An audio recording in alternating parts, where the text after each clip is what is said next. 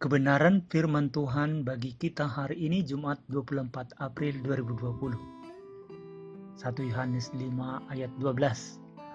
Barang siapa memiliki anak, ia memiliki hidup. Barang siapa tidak memiliki anak, ia tidak memiliki hidup. Adakah dampak keyakinan kita akan hidup kekal atau kebinasaan kekal pada perilaku kita di dunia nyata? Sebuah survei telah dilakukan selama 26 tahun dengan mengambil sampel dari 140.000 orang lebih yang tersebar di 67 negara.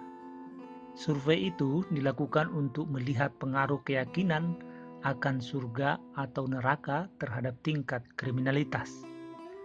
Hasil survei itu mengungkap fakta bahwa kejahatan justru tinggi di negara-negara yang lebih meyakini eksistensi surga dibanding keberadaan neraka. Dengan kata lain, negara di mana masyarakatnya percaya adanya surga cenderung memiliki jumlah penjahat yang lebih banyak dibanding negara yang hanya percaya ada neraka. Agama dianggap sebagai perlindungan terhadap perilaku tidak etis masyarakat. Profesor Psikologi Azim Shariff dari University of Oregon mengatakan, keyakinan suatu negara pada neraka akan mengurangi tingkat kejahatan. Temuan ini konsisten dan menunjukkan efek dunia nyata yang kuat pada sesuatu yang benar-benar mempengaruhi orang, yakni kejahatan. Sangat disayangkan bahwa orang cenderung memanfaatkan adanya pengampunan dosa untuk dapat terus berbuat dosa. Sebagai contoh, seorang pemuda lebih mungkin melakukan tindak penipuan ketika dia percaya bahwa Tuhan adalah pemaaf atau bukan Tuhan yang menghukum. Bagaimana dengan kita Kristen? Sejatinya Kristen bukan sekadar agama atau identitas sosial, melainkan sebagai keputusan iman terhadap tawaran dari Tuhan Allah. Allah telah mengaruniakan hidup yang kekal kepada kita dan hidup itu ada di dalam anaknya. 1 Yohanes 5 ayat 11. Hidup yang kekal memang sedang ditawarkan oleh Tuhan Allah kepada umat manusia berdosa. Roma 3 ayat 23.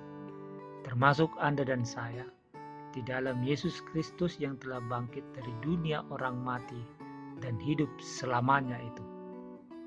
Namun anugerah hidup kekal yang ditawarkan Tuhan Allah itu tidak akan pernah kita miliki selama kita belum menerimanya.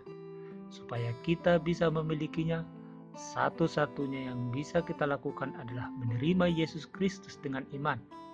Efesus 2 ayat 8-9. Rasul Yohanes menyatakan, barang siapa memiliki anak, ia memiliki hidup. Barang siapa tidak memiliki anak, ia tidak memiliki hidup. 1 Yohanes 5 ayat 12. Inilah keputusan iman bahwa kita harus sungguh-sungguh percaya, mengakui, dan mengandalkan Yesus Kristus satu-satunya Tuhan dan Juru Selamat.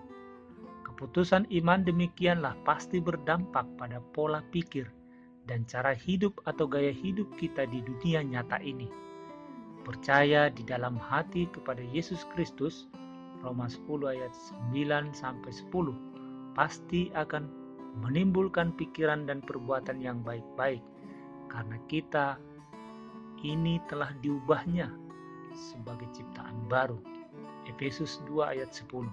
Dengan demikian, kita bukan pelaku kriminalitas, melainkan pelaku kebenaran firman Tuhan. Kiranya kita tidak cuma tahu dan memberitakan soal hidup kekal dalam surga atau memanfaatkan pengampunan dosa untuk berbuat dosa, tetapi kita harus melakukan perbuatan baik selagi masih diperkenankan Tuhan hidup. Bukan karena takut akan neraka, melainkan karena kita sangat bersyukur dan bersuka cita atas anugerah hidup kekal yang telah kita terima dan miliki dalam Yesus Kristus. Amin. Pendeta Sampai Waru MTH, HKBP Kebun Jeruk.